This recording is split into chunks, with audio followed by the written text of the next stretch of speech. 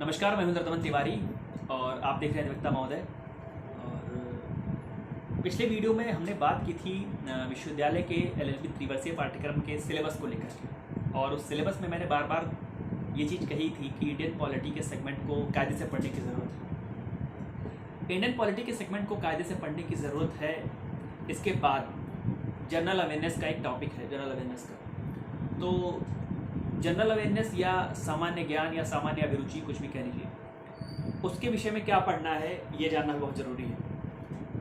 देखिए, general awareness का मतलब उस सारे सामान्य ज्ञान से होता है जो एक स्नातक स्तर के छात्र को जानना ज़रूरी होता है। एक तो जनरल अवेयरनेस आप सभी को पता होगा, जैसे सबसे ऊंचा पहाड़, सबसे लंबी नदी, ये वाला।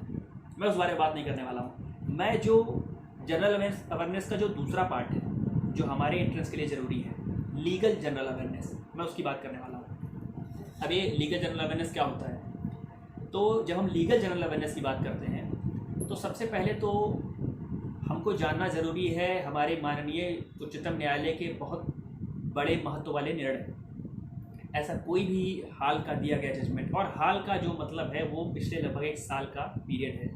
जो पिछला एंट्रेंस हुआ था हमारा, समझ लीजिए उसके बाद से लेकर के अभी तक का सुप्रीम कोर्ट का जो बड़ा जजमेंट है, जो देश पर असर डालता है, जो पूरे राष्ट्र पर असर डालता हो, तो ऐसे निर्णयों से हम लोग को अवगत रहना है। ऐसे निर्णय पूछे जाते हैं कि फला जजमेंट किस केस में, किस बात में इसका प्रोनाउंसमेंट हुआ था, या इस तरीके से सवाल पूछा जा सकता है कि फला निर्णय में कौन से जज थे जिनका डिसेंट ओपिनियन था, या कितनी मेजॉरिटी से दिया गया था, या उसको चेयर कौन कर रहा था, उस बेंच को चेयर कौन कर रहा था। तो पहली चीज़ तो ये हो गई। हम सभी को चूँकि लॉ का एंट्रेंस देने जा रहे हैं तो इस विषय में जानकारी हम लोग को जुटानी है, पहली चीज़ होगी। दूसरी चीज़ हो गया, कोई बड़ा ऐसा प्रभाव डालने वाला कॉन्स्टिट्यूशनल अमेंडमेंट बिल, संविधान में कोई बड़ा संशोधन हाल में हुआ हो। जैसे आप सभी ने देखा भी ओबीसी रिजर्वेशन पे अमेंडमेंट हुआ, संविधान में संशोधन हुआ। तो पहली चीज़ तो हो गई सुप्रीम कोर्ट के बड़े निर्णय। बड़ा निर्णय मैं जब भी कह रहा हूँ तो उसका मतलब इससे है कि जो बड़ा महत्व डालने वाले निर्णय हैं, हमें उससे अवेयर रहना है।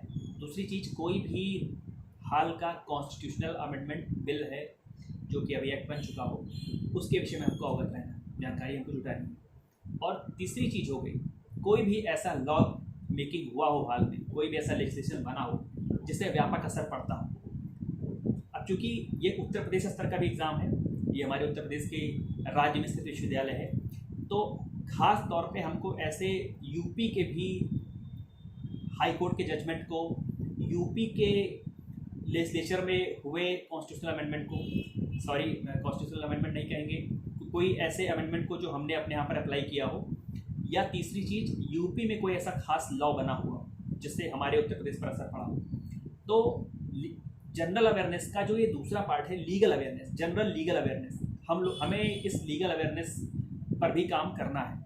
पॉलिटी के जब भी हम पढ़ रहे हो तो पॉलिटी के साथ में इस लीगल अवेयरनेस से भी हमको जुड़े रहना है, क्योंकि बिना सुप्रीम कोर्ट के बड़े निर्णयों का ज्ञान रखे हुए, या बिना ऐसे अमेंडमेंट बिल्स के विषय में जानकारी लिए हुए, या ऐसे लॉज के विषय में बिना जानकारी लिए हुए अगर हम एंट्रेंस देने आए तो थोड़ी सी अपने साथ बेईमानी होगी। तो जितना हम पॉलिटी पे काम कर रहे हैं उतना काम हमको इस पर करना पड़ेगा।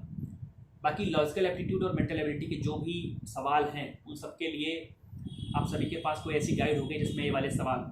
तो बेसिकली मैं जो बात करना चाह रहा था वो जनरल अवेयरनेस के लीगल अवेयरनेस वाले सेगमेंट की करने वाला था। तो आप लोगों से निवेदन है कि आप लोग कहीं से भी देख लीजिए, बार एंड बेंच पे चले जाइए, लाइव लॉ पे चले जाइए, वहाँ पे ऐसे साल भर के बड़े निर्णयों का एक बार अवलोकन कर लीजिए। साल भर के ऐसे कॉन्स्टिट्यूशनल अमेंडमेंट्स के विषय में पढ़ लीजिए, या साल भर में कोई ऐसा बड़ा लॉ बना हो, जैसे फार्मर्स बिल की बात कर लें, उसका क्या इम्पैक्ट है, तो थोड़ा जानना ज़रूरी है, क्योंकि उससे सवाल आते हैं। पिछले वर्ष के पेपर में भी कुछ एक सवाल ऐसे थे जो उस समय के हालिया जजमेंट से प्रभावित थे, या उस समय के हाल के बिल से प्रभावित थे।